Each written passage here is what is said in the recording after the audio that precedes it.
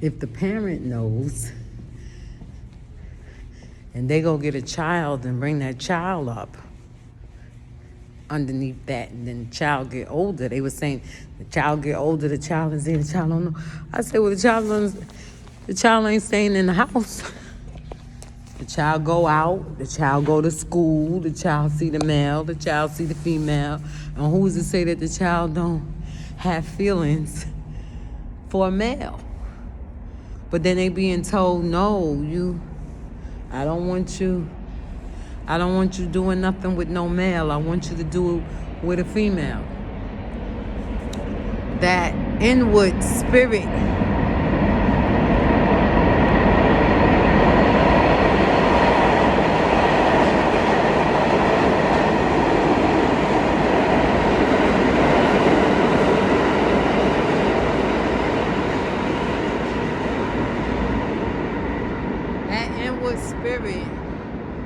that God put, and we all know that children are innocent until proven guilty, right? We know that. So that goes into the aspect of a child. You tell a child, child growing up, they see that. So what? They see it. They don't know nothing. They don't know nothing. I do agree. One person was saying that a child mimic what they being taught. Whatever they told. I understand that. But listen, let me explain something. Hey, this will get me with people. I'm at a place in my life in the Lord that I ain't making no excuses with nobody. If somebody assume that I am going to give them $5 because I said I had money, and because I heard them say they ain't had none, and overheard them saying that I ain't got no money, and I really hope that Sharon gives me $5, but I'm scared to ask her. Now, I hear the person, so I know the person would like to have $5. But I go on, and I don't give it to them. And I don't say nothing to them. But they assume that I'm going to give it to them. I'll let them pass with that. But if they know that I heard them and I told them, they didn't ask me, but I told them. I heard you say something. Maybe I don't even bring it out that I heard them. I just say, well, you know what? I got some money, but I can't. I would love to give you some, but I can't. I don't have enough. I got to do this. I got to do that. And I go put my money down, and you come, and they come and take it. They know. And they become accountable for that sin. So, if a child is in the home with the same genders, right? And the parents or whoever they are in the home with is telling them that that's the right thing to go, the right thing to do. Let me tell you something about God and the Spirit of God, the Spirit of right and wrong. He will lead that child to understand that what is going on is wrong. And then he will present that child at a place in his or her life to make that choice. And when he decides to make the choice to go against God, because I'm here to tell you, when you deliberately be with a man and you are a man, I be with a woman and you are a woman, you are deliberately going against God.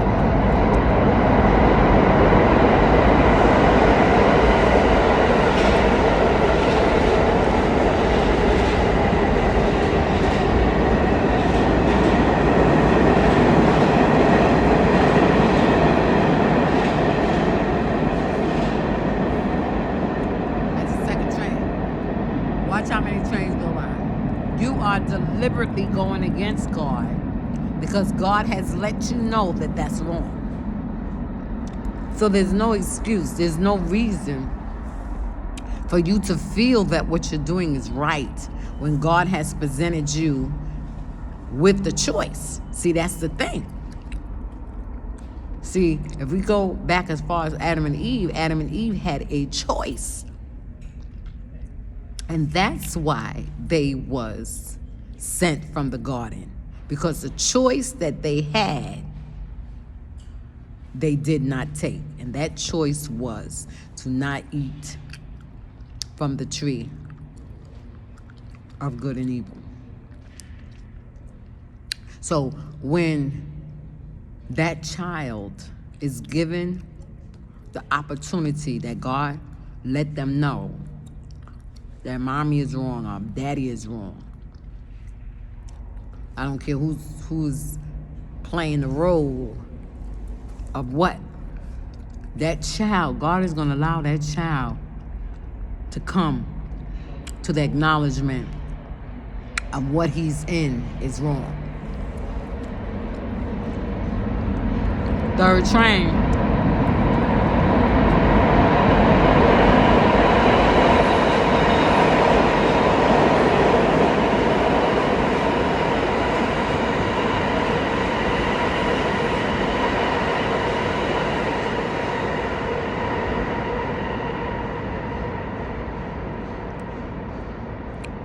You're going to allow that opportunity to come up. Just like with Noah.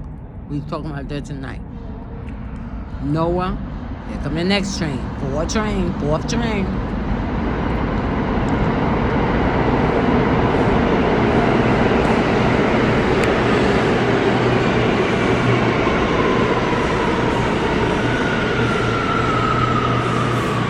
Just like with Noah.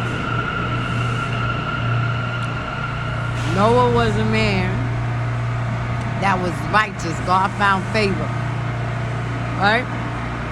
And used Noah to preach to the people about the righteousness and the wrong things that they was doing. So just throw this in here. Every wrong is going to be presented to that person.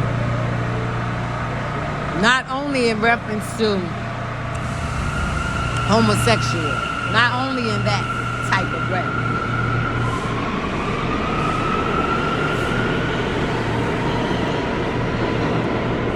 Whatever wrong that you're doing, that the spirit of right and wrong lets you know that's wrong, you're going to be held accountable because it's going to be presented to you. And when it's presented to you and you choose just to go on and do what you want to do, and you're going to suffer consequences. And no, I don't care how well it get released out here in America and whatever other part of the world is be released to, it's still wrong. When a man decides that he wants, here's the thing, this is what makes it wrong. When a man or the woman comes to the reality that their urges of sex is for themselves, which is the same type of person they are, that means that you are sinning against God. And the reason why you're sinning against God, and it's a big sin, is because he has made us in his image. And his image is a man. So therefore, upright position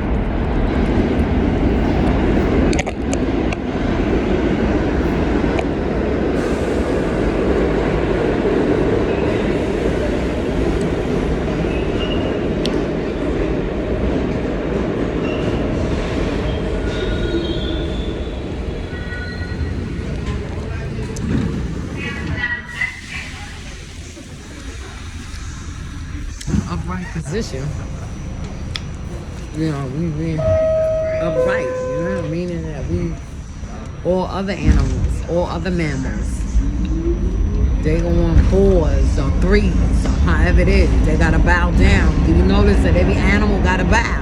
Right? Every animal is below. You got the fowls of the air, right? Jesus made them, God made them. They They can fly as high, probably as high as the heavens.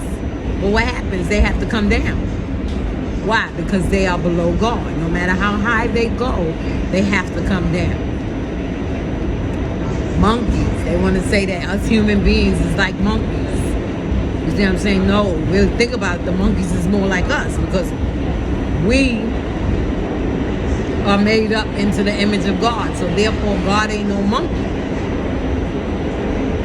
So they can swing on trees and they can go as high as they can on a tree. But eventually they got to come down. God don't never have to come down. That's why Jesus is considered a high being and very respectable and honored on his birthday. Because he didn't have to come down and take on a body like us